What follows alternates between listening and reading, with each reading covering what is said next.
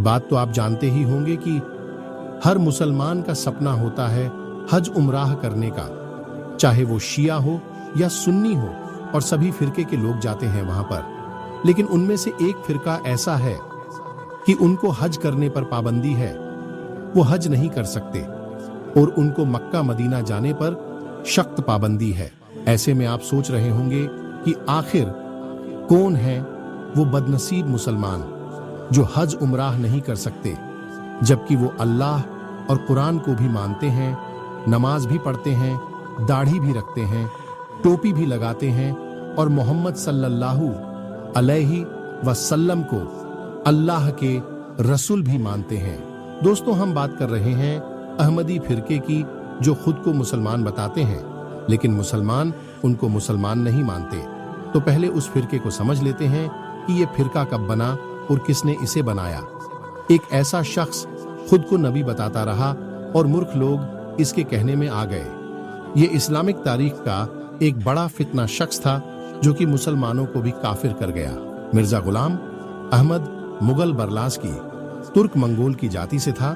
उसके दादाजी मिर्जा हादी बेग 1530 में अपने परिवार के साथ समरकंद से भारत आ गए और पंजाब के उस इलाके में बस गए जिसे अब कादियान कहा जाता है। उस समय भारत पर मुगल बादशाह जहीरुद्दीन बाबर का राज था। मिर्जा हादी बेग को इलाके के कई 100 गांवों की जागीर दी गई थी, क्योंकि वो बाबर के दूर दराज के रिश्तेदार थे। इसके दादा सुन्नी मुसलमान थे जो कि इमाम हनफी के तरीके पर चलते थे।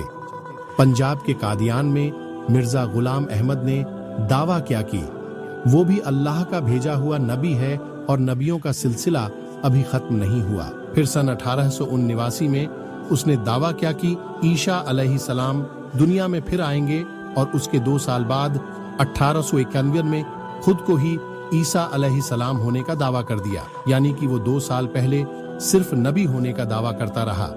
फिर लोगों को बताया कि वो कोई और नबी नहीं बल्कि ईसा अलैहिस्सलाम है। दोस्तों, इसका ये सिलसिला यहीं नहीं रुका। मिर्जा गुलाम अहमद कादियानी ने राम और कृष्ण होने का भी दावा किया। वो खुद को राम कृष्ण भी बताता और खुद को नबी भी बताता था और भगवान भी होने का दावा करता था, जबकि हजरत मोहम्मद सल्लल्लाहु अलैहि वसल्लम अल्लाह के आखिरी नबी हैं। उनके बाद कोई नबी नहीं है। फिर भी इसने खुद को नबी घोषित कर दिया। जबकि हैरानी की बात तो ये है कि इसके कहने में आकर बहुत लोग भटक गए और इसको नबी मानने लगे, और आज तक मान रहे हैं। मुसलमान सभी तरह से अहमदियों का कड़ा विरोध करते हैं और बार बार उनको ये हिदायत देते हैं कि गुलाम अहमद एक झूठा था और उसको नबी मानने वाले खुद को मुसलमान न बताएं और उनका इस्लाम से कोई ताल्लुक नहीं है। इसी सिलसिले के चलते हुए सन 1974 में अहमदिया के मानने वाले लोगों को पाकिस्तान में कानूनी तरीके से गैर मुस्लिम करार दे दिया गया, जिसके बाद सऊदी सरकार ने भी इनके ऊपर पूरी तरह से बैन लगा दिया।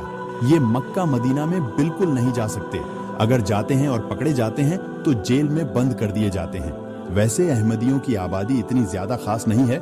इनकी आबादी पूरी दुनिया में टोटल 1 से 2 करोड़ के आसपास बताई जाती है।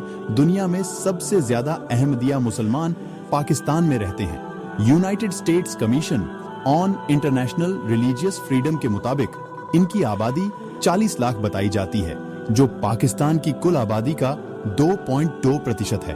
पंजाब प्रांत में रबवाह शहर अहमदियों का एक बड़ा मुकाम हुआ करता था, लेकिन अब ये फिलहाल इंग्लैंड से ऑपरेट किया जाता है।